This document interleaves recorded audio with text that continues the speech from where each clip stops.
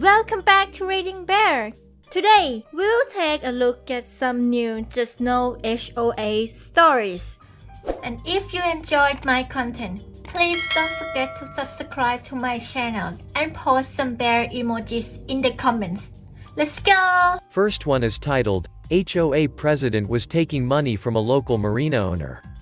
My boss lives on a lake and has his own boat and dock. Shortly after a new HOA president was elected, the board voted on some rule that changed how wide, long private docks could be. Complying with the new bylaw would have made my boss's boat too big for the dock, so he refused. After months of getting fined and fighting with the HOA, he finally gave in and spent thousands of dollars redoing his dock to make it within compliance.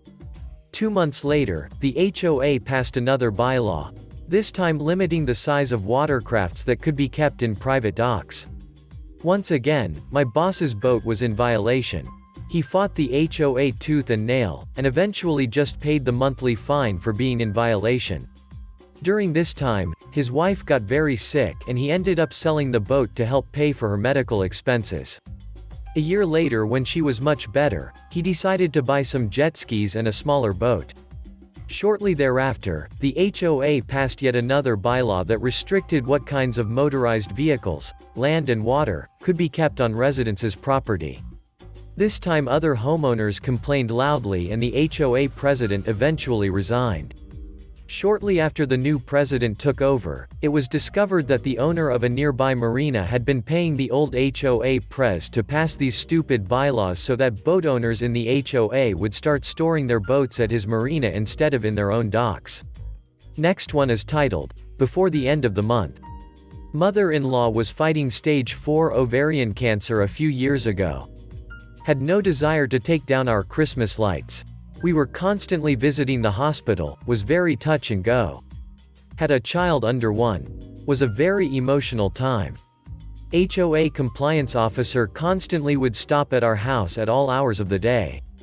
We had security cameras, so finally after reviewing the footage we called the guard shack to see what the emergency was. We were told that Christmas has been over for 3 weeks and we need to have our lights down before the end of the month or he would fine us $25 a day for the first week, then $50 each day after that.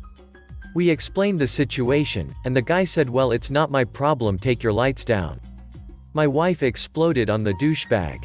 Went to the next board meeting and let loose on the board and general manager. Turns out it wasn't a HOA policy. The guy worked for the security company that was hired to work the main entrance guard shack, and would get a bonus if he would patrol and hand out fines for HOA violations. This a-hole would just drive around and make up his own rules and fines, and by the next meeting was fired, and a new security company was hired when the contract was up in the summer. Everything worked out in the end. Douche fired, mill cancer-free for over a year. Next one is titled, Summarily Denied. My at the time girlfriend, now wife, rented a townhouse with friends in a community that had an HOA.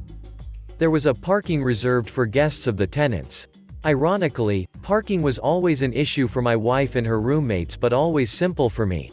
I just popped on the visitor's pass and was good to go in that lot. I spent the night probably once or twice a week, and one day I awoke to find my car missing. After some ace detective work, I found out that my 10-year-old, at the time, 5-speed manual transmission Honda had not been stolen, but just towed. When I reached out to the HOA, they told me that there was a provision in the bylaws that said a car could only be parked in a visitor's spot for a maximum of 72 hours and that a board member submitted my car to a list of cars to be towed due to abusing a visitor's pass.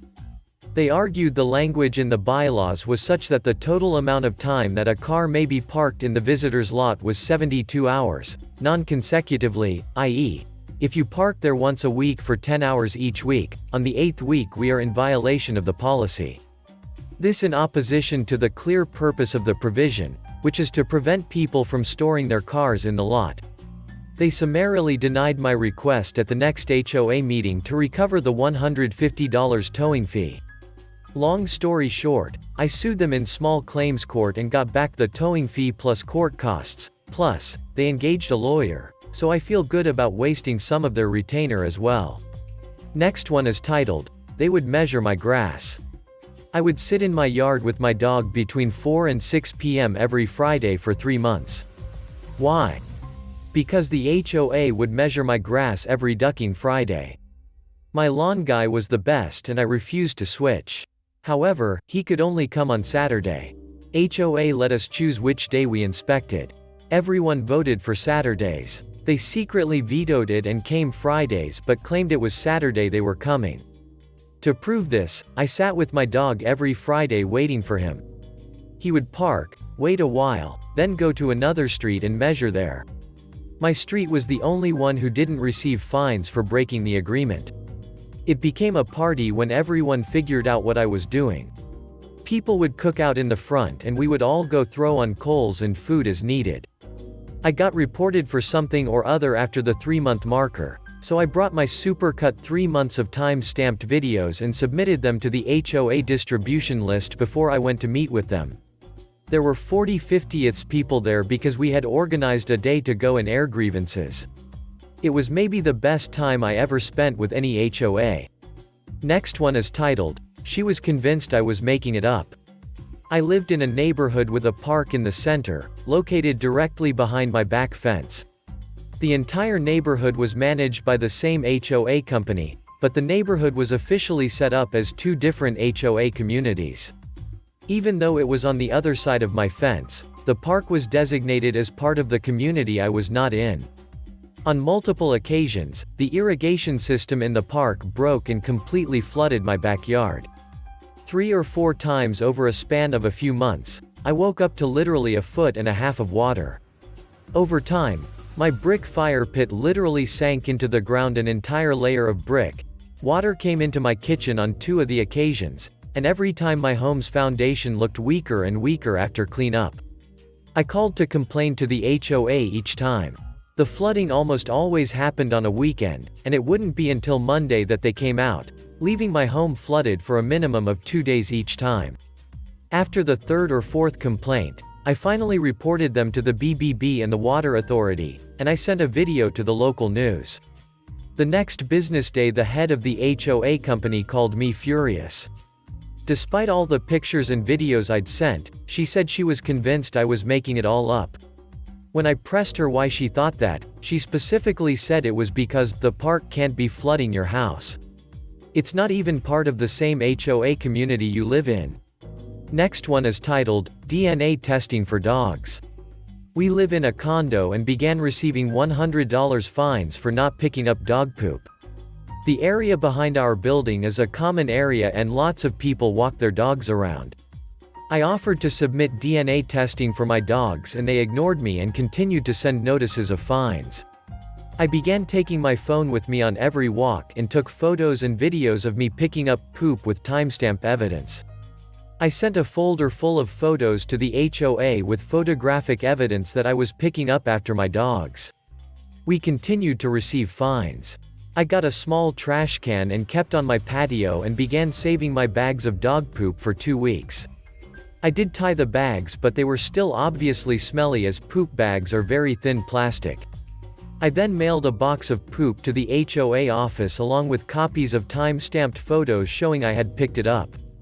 I told them that I had better not ever receive another fine for dog poop because I had provided more than sufficient evidence that it wasn't us.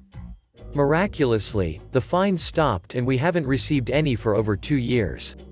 Next one is titled, "Joining the System to Put an End to It." Our HOA hired a management company to run the day-to-day business. What that meant was a guy would ride around taking pictures of petty stuff and mailing violations to homeowners. I had so many quarrels over nothing. Well, it turns out the HOA didn't have any teeth behind the violations since the bylaws didn't allow fines. Somebody came up with the bright idea to start imposing fines to ensure compliance. That is when I ran for and won the vice presidency of the board. Another gentleman who was fed up with this nonsense ran and won as well. We didn't have the power to dissolve the HOA, but we decided the next best thing was to paralyze it. Without us in attendance, the board could never reach quorum to conduct business. And they never did. Next one is titled, "This guy was crazy but at least he knew how to party." They had someone go around and check if the dogs are leashed, if not they call animal control to have them taken away. Yet HOA has called animal control on people who have their dogs leashed. Their reason? The length of the leash was either too long or too short. They tried to take away one guy's dogs for that reason, and that sparked a war between the HOA head and the homeowner, who was a former Marine, a former police officer, and all around madman. HOA head did not stand a chance against a retired, crazy person who had a lot of time and money and was well liked in the neighborhood. What he did was completely not normal to the mostly conservative community, so they started calling him crazy, and it kinda stuck. Crazy guy built a pool and let everyone used it for free, making the $20 per month pool the HOA set up useless. Crazy guy also held a giant all-inclusive party that had menus for everyone's dietary needs. Any police officer that came to check on it left with to-go bags. They hated the head too. He also had a Halloween party, as the HOA did not allow trick or treating. The head was ousted from the HOA after she tried to break into crazy guy's house. She was the trophy wife of this big shot doctor, and her father owned most of the land in the neighborhood. She was losing support, and I don't think she was thinking at all, just desperation and anger running her in her system when she did it. The new head mellowed out some of the rules, but after this debacle, they realized that they didn't have much in the way of authority compared to before.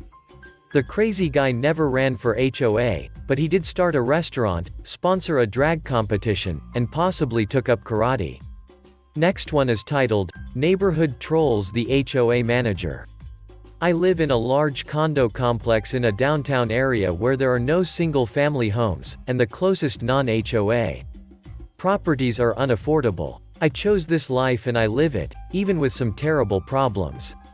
Amenities include a pool and spa, fire pits, a dive bar, thrift shop, convenience store, dog run, walking paths, and a marina. The HOA board is pretty okay, composed of resident owners who make strategic decisions, volunteering their time to help the community.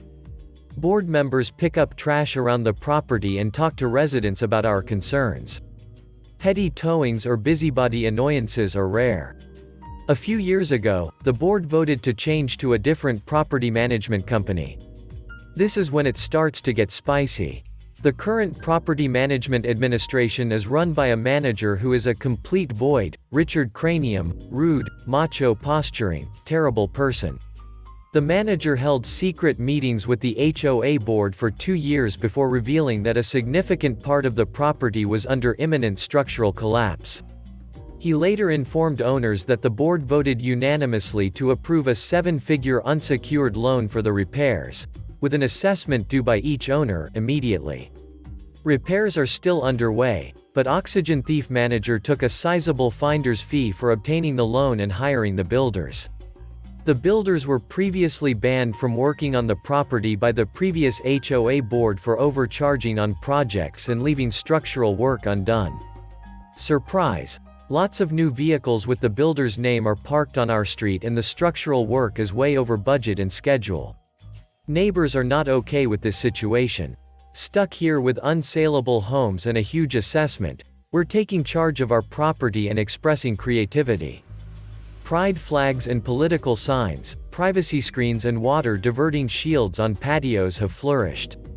The manager sent owners common area violations, with pictures, and a stern reminder that any exterior modifications must be approved by the Architectural Review Board. A few days later, another email was emitted from the same vile entity. The Architectural Review Board is overwhelmed with requests, and a delay in response does not indicate approval of a modification. The flags and decorations are still here. Neighbors strong together. Last one is titled, HOA Bully Cuts Elderly Mother-in-Law's Rose Bushes Down and Steals Yard Statues. My mother-in-law age 73 lives in a 55-plus community. The HOA director has always been shitty towards her. A week ago they had to replace some siding on the front, which this is covered by the dues paid to HOA every few years. My wife, while they're working, finds her concrete planters in the trash, so she takes them out and puts them in the backyard. They finish work and the next day HOA guy comes with an invoice for like $500 talking about they had to buy a $100 piece of cedar. Not only that, but then we noticed 3 of her large rose bushes had been cut to the ground and some of her concrete yard statues are missing. We talked to a few of the neighbors and apparently they've all been receiving invoices for the siding repairs they're getting. Some have paid, some have refused, and one has threatened to sue. My wife has gotten messages from a few of the folks out here who are afraid of the HOA guy but have told us about him bullying them and charging them BS invoices and even claiming they failed to pay HOA dues. OME have just paid up, others have dug through bank statements to prove they already paid, so I've got some of the neighbors rounded up and ready to call Channel 4 problem solvers and see if we get anywhere if this story has interested anyone.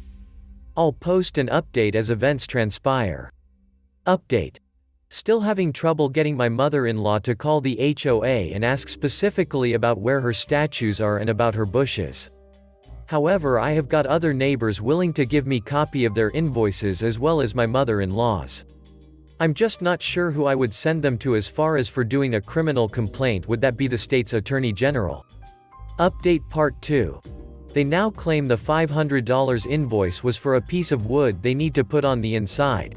However, they billed the wood at $100 and the labor at $400. Then said next time they'd ask first and then said they'd replace the bushes, but haven't seen them do crap. Mom won't do anything about, so I don't care, I give up, lol. Thanks for listening.